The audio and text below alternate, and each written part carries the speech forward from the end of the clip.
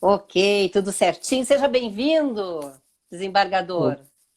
Obrigado, Regiane. Desculpe aí, é a primeira vez que estou atuando no Instagram. Acontece, Vários acontece, não tem sistemas. problema.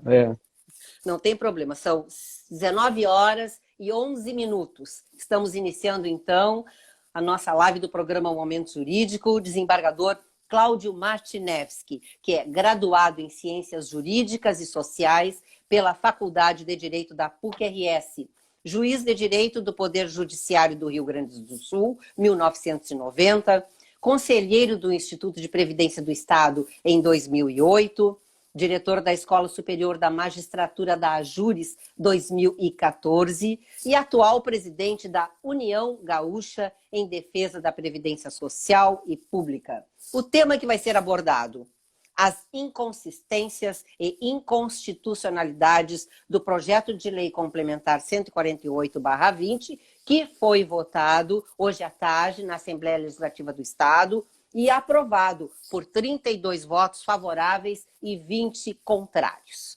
De imediato, desembargador, em linhas gerais, qual o teor desse PLC que foi aprovado hoje à tarde? Então, boa noite aos ouvintes. Esse PLC 148, na verdade, ele tem dois temas coligados, né, que, na verdade, necessariamente não precisariam estar juntos, porque não são matérias que necessariamente precisam ser votadas em conjunto, né? Até Sim. porque o benefício especial, que é uma espécie de uma compensação em relação aos servidores que eventualmente queiram migrar do regime atual, regime de integralidade e paridade, ou regime de médias, para um regime de previdência complementar, que ele é limitado, né? Então, essas contribuições que foram acima do valor que agora o novo benefício vai proporcionar, devem ser devolvidas, porque foram recolhidas a maior. Então, esse aspecto do projeto, ele é positivo, ele era necessário. O Estado foi condenado aqui no âmbito do Rio Grande do Sul numa ação direta de inconstitucionalidade por omissão, porque quando mandou o regime de previdência complementar, não previu a hipótese do benefício especial, tal qual fez a União, corretamente, né? Sim. Bom, só que surpreendentemente, e a revelia de qualquer acordo com a União Gaúcha, né, que havia sugerido a questão da criação do benefício especial por ocasião da reforma da Previdência aqui no Estado, decorrente da emenda 103, fomos surpreendidos, né, com a remessa também de uma chamada de reestruturação do Fundoprev, né? E esta parte, sim, essa parte é um retrocesso sob o ponto de vista previdenciário, é uma irresponsabilidade previdenciária que foi praticada, foi aprovada e que vai ser enfrentada agora nos tribunais, né? Juridicamente nós vamos enfrentar porque o projeto começa pelo próprio regime de urgência, né? Isso aí, nos contatos com os deputados e a narrativa hoje durante a votação foi exatamente essa. Muitos deputados sequer tiveram condições de se apropriar devidamente do que significa toda essa complexa e técnica questão que envolve a questão da Previdência, né? Hoje, o Sim. relato ali ao vivo, né? Quem pôde observar isso nos contatos privados também que tivemos, muitos falaram que não tiveram oportunidade de ter todo um tempo necessário para amadurecer, para compreender bem a questão. Foi apresentada uma emenda que sequer foi sustentada hoje no âmbito da Assembleia, mas o mais grave de tudo isso, e que na verdade muitas vezes está ligado a uma ideia de que é servidor público, não, na verdade não é. Quem vai ser mais uma vez atingido é a sociedade como um todo, que mais adiante, por essa irresponsabilidade da aprovação do Fundoprev, vai ser chamada de novo a enfrentar o tal do déficit previdenciário. A questão Sim. do déficit previdenciário está ligada a um conceito constitucional de equilíbrio atuarial e financeiro no sistema de previdência, né? Isso é dever constitucional que decorre em relação a todos que têm previdência, né, de um direito fundamental hoje, que é a questão da previdência. Isso é tão grave, né, grave sob o ponto de vista assim, de que deve ter uma atenção e um respeito a toda uma construção, uma estruturação de um sistema previdenciário, que a Constituição, além de erigir o princípio do equilíbrio atuarial e financeiro, ele cria mecanismos para proteger exatamente isso, para buscar isso. Entre eles, por exemplo, está lá no artigo 10 da Constituição, artigo 10 da Constituição, que quando as matérias relacionadas aos interesses previdenciários devem ser objeto de deliberação, isso tem que ter a participação assegurada exatamente dos servidores, de quem vai ser afetado por essa decisão. E todo o sistema de previdência, tanto no artigo 10 quanto no artigo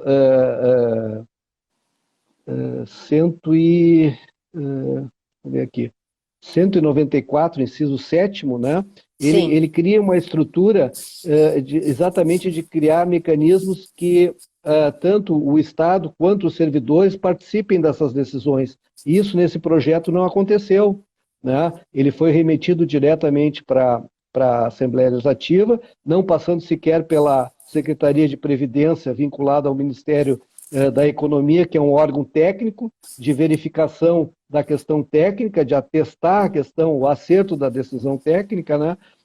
Ou no âmbito do Conselho de Administração aqui do IPPREV, porque se não é necessário que haja uma secretaria para analisar a questão técnica, não há necessidade de um Conselho de Administração do IPPREV, também criado por lei, então nós devemos extinguir esses órgãos, porque estamos pagando por eles, né? Sim. No entanto, o governo, né, remeteu diretamente, sem passar por essa instância, ferindo essas regras constitucionais de participação concreta e efetiva. Isso está na Constituição, isso está na Lei 9.717, que é a lei que trata das normas gerais, está garantido lá no artigo 1º, quando fala das diretrizes e dos parâmetros, refere que os servidores, né, têm que ter pleno acesso às informações relativas à gestão do regime e participação de representantes dos servidores públicos, né, ativos e inativos, nos colegiados e instâncias de decisão em que seus interesses sejam objeto de discussão e deliberação, né? Sim. Esse conselho aqui no Estado, na verdade, ele representa exatamente um microcosmos dessa formulação democrática e separação de poderes, porque ali está o Judiciário, o Legislativo, o Executivo, a Defensoria Pública, o Ministério Público e a paridade dos servidores, né? E necessariamente, então, deveria passar. Isso é garantido, é garantia constitucional, é garantia no âmbito das disposições gerais, e isso foi simplesmente ignorado, né? Não permitindo o debate, agravado tudo pela questão do regime de urgência em plena pandemia, onde sequer se tem acesso, a população, né, o povo, democraticamente não tem acesso para convencimento e oportunidade de convencimento dos deputados. Isso foi alijado, foi um ato extremamente autoritário, essa parte desse projeto de lei, né? O governo que se diz do diálogo, que se diz democrático, ele age de outra forma, não age da forma como deveria ser e em respeito a essa legislação que ela se estrutura para que haja esse debate, que haja possibilidade de questionamento dos dados que estão ali e inclusive, essa instância de deliberação no âmbito técnico que a complexidade da matéria exige. Desembargador, quais as chances de reversão nos tribunais? Nós vamos propor, né? Nós provavelmente vamos propor várias ações. A primeira delas já foi deflagrada, inclusive, no âmbito do Tribunal de Contas, né? Porque existem, em relação à própria questão do fundo, né?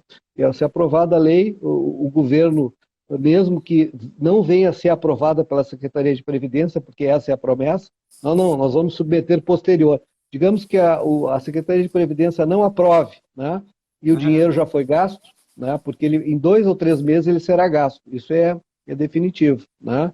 Em 2 ou 3 meses. Aí qual é a reversão? Nós vamos tomar medidas para que não haja disponibilização desse dinheiro no âmbito do Tribunal de Contas, no âmbito do Tribunal de Justiça, né?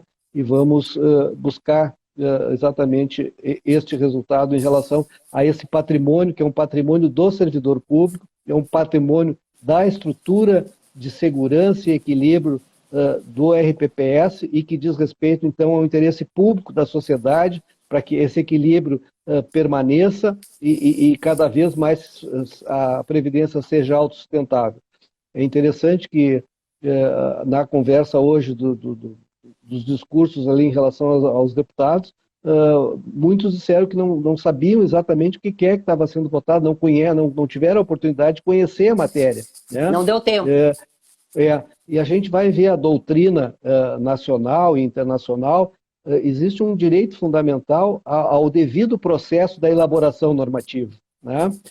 Ou seja, ele tem que estar respaldado, né? Se existe técnica, se existe ciência que tem que estar lastreando a motivação dessa legislação, ela tem que ser objeto exatamente de conhecimento de quem vai aprovar. E isso não houve, dá para se dizer que não houve. Passou ao largo, exatamente porque não se oportunizou esse debate, né, que era exigido nessa questão. Isso é considerado na Alemanha, em outros países, como um desrespeito exatamente ao cidadão, e aí, no caso, o cidadão também servidor público, que é o principal e mais diretamente afetado, e isso não ocorreu. Né?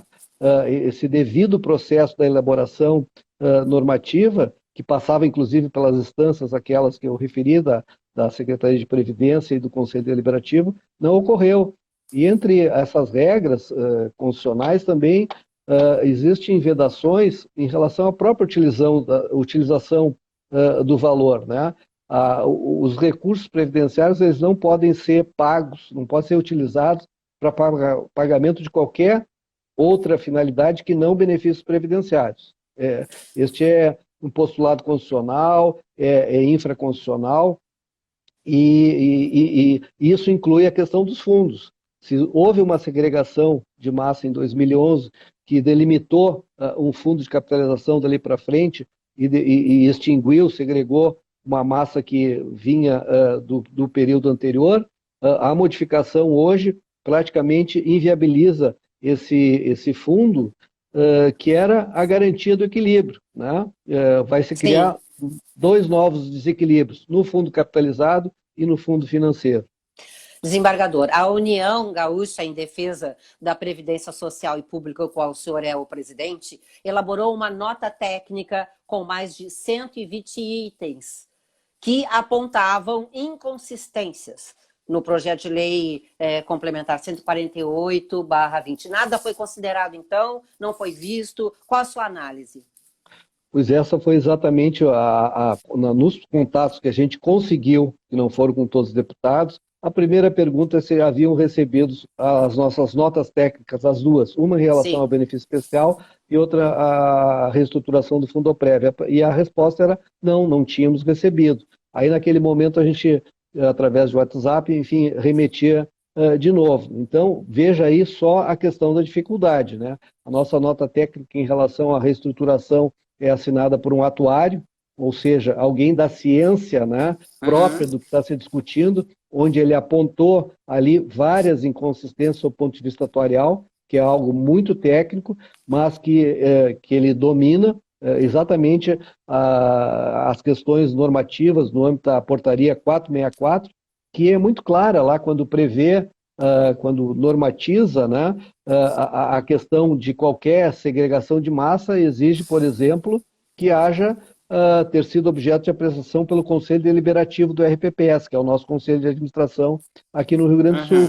Sim. E isso não se observou, né? Não se observa, se questiona, ou melhor, a gente lendo aí alguns dos documentos que embasaram o PLC 148, ele na parte que lhe é favorável, ele utiliza a argumentação, e na parte que não é, né, ele refuta, e criando inclusive riscos, né, riscos judiciais, a segurança jurídica do sistema está ameaçada, né, que vai ser confrontada, mas também vai criar eventualmente riscos também financeiros em relação Finanças públicas, não é? Do Estado também estão em risco. Exatamente. Né? Agora a gente começa a receber algumas... Acabei de receber logo depois da votação um artigo de uma pessoa que participa exatamente do Conselho Federal dos regimes próprios de previdência, tem doutorado, inclusive, na USP, que questiona sob o ponto de vista da lei de responsabilidade fiscal. Porque, na verdade, o Estado, o que está se pretendendo aqui? Se buscar, com o dinheiro da Previdência, fazer um financiamento do caixa único, né? Indireto. E é isso que se trata. E isso a lei de responsabilidade ela veda expressamente, né? E a gente, quando observa os documentos que acabaram embasando, eles não enfrentam algumas questões, né? São completamente omissos, né? Como a matéria é muito complexa, havia um regime de urgência, isso não foi tratado, não foi debatido. Então, a qualidade da norma que é produzida é uma qualidade muito ruim, e ela precisa ser retirada, então, assim que for promulgada, ser retirada do contexto jurídico para não produzir todos os malefícios que ela vai produzir, principalmente nessa questão do Fundoprev. Finalizando, então, desembargador, se tratando de uma questão técnico-jurídica, de que forma se pode conscientizar os cidadãos e cidadãs? Bom, eu acho que tendo acesso a exatamente um material que possa esclarecer, né? Porque esse tema é muito denso, ele é muito específico, ele é muito técnico, né? Exatamente. E cada vez que a gente vai evoluindo, vai se aprofundando, vai ampliando, vai conhecendo mais. Mas não existe outra forma, né? A não ser estudando, consultando técnicos, né? Como a gente fez em relação ao atuário, tem experiência nacional, e ele trouxe experiências onde o movimento que foi feito em termos de Brasil foi exatamente ao contrário.